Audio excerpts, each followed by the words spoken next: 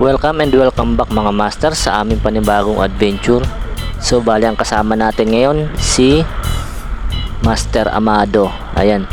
So dito kami sa ating spot sa Barangay Daykitin.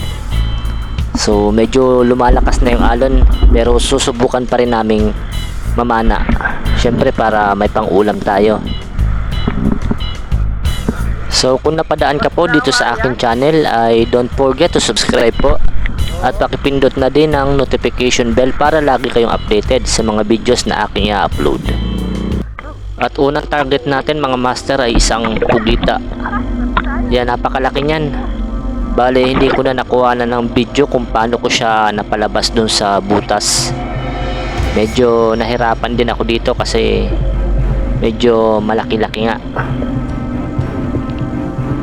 So pinagtiyagaan natin yan na makuha sa butas. At ayan, medyo maalon tapos medyo malabo pa. Kumbaga dito sa ibabaw napaka labo pero pag sumisid ka naman kita mo naman yung batuhan. So next target natin, ayan, nakahuli ako dito ng isang panos. Medyo malaki-laki na rin ito mga master. So hindi ko na yan nakuha na ng video kung paano ko na pana kasi parang patakas na yan kaya pinana ko na kaagad kasi sayang, napakalaki pa naman.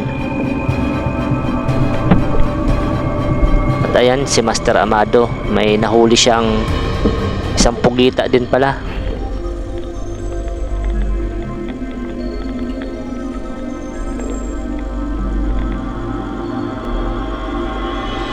Ito, may nakita tayo ditong isang isda. Ayan, nahuli ko isang kanuping. So andito lang kami sa batuhan kasi dito medyo malinaw.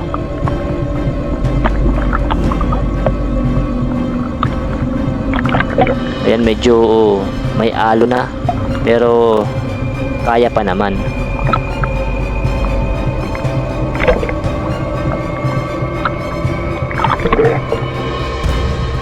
So yun mga master, may napana ako ditong isang danggit or tulos. Medyo malapad-lapad na rin ito kaya pwede na yan, pang ulam na yan. So next target natin, ito pa rin, isang danggit ulit. Medyo malapad-lapad na. Dalawa yan kaya lang yung isa nakatakas na.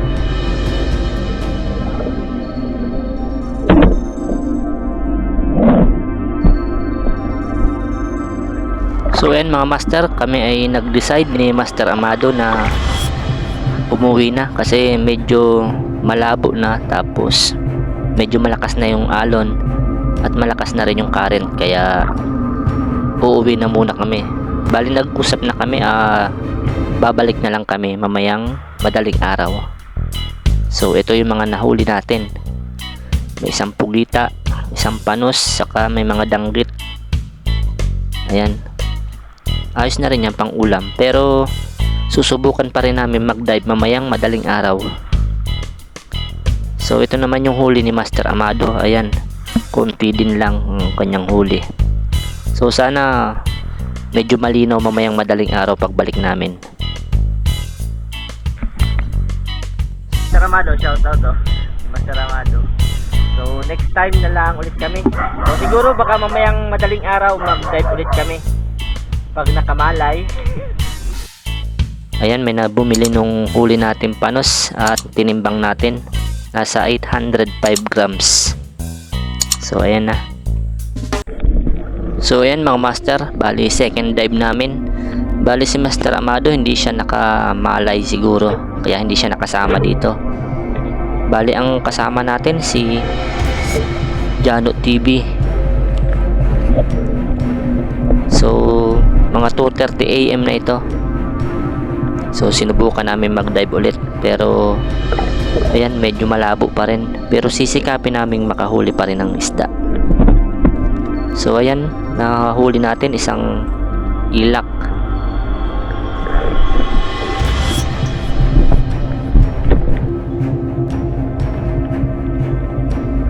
So may nakita ulit tayo dito. Ito yung kasama nung una nating na target. Ayan, dalawa pala sila. So uunahin natin ito, medyo malaki-laki. So ang tayo pala ng mga ilak dito mga master, nandun lang sila sa tabi. Halos isang di pa lang yung lalim. Ayan o, medyo malapad-lapad na yan. Kailangan pa rin natin gumamit ng dilaw na ilaw para makita. Ayan, nagpahabol pa siya. So ayan, hinabol natin yung isa kasi sayang din yan. So ayan, buti tumigil siya. Ayan, nahuli natin. So talagang napakababaw lang mga master nitong tayo natin na ito. Kasi nandito sila yung mga ilak. Dito sila lumalangoy sa mababaw na parte. Kaya lang kapag may mga kasama, kung saan yung malabo dun pumupunta, siguro para hindi natin sila masundan. Ayan, good size yan no. Napakasarap ng inihaw nito mga master. So ayan mga master, kami ay tumabi na rin kasi may biyahe pa ng jeep si Jano TV, kaya tumabi na kami. So ayan si Jano TV, may nahuli rin naman siya. Ayos na rin yan pang ulam. May mga pugita din siya nahuli, saka mga ilak. At kung hindi ka pa po subscribe sa kanyang channel kay Jano TV, ayan, pakisuportahan naman po ang kanyang channel, pakisubscribe na rin po. So ayan mga master, tayo ay uuwi na at least nadagdagan naman yung huli natin. Bali may huli tayo kagabi, tapos may huli rin tayo nitong dive natin ng madaling araw. So ayan, mag-uumaga na, sisikat na yung araw. So ayan na mga master, yung mga nahuli natin, yung dive natin kagabi, tapos yung dive natin nitong madaling araw. So nadagdagan na. Bali yung panos mga master na ibenta ko na yun kagabi, kaya hindi na natin naisama dito. So tinimbang ko itong pugita, tumimbang siya ng 1.5 kilos. Ayan, napakalaki niyan.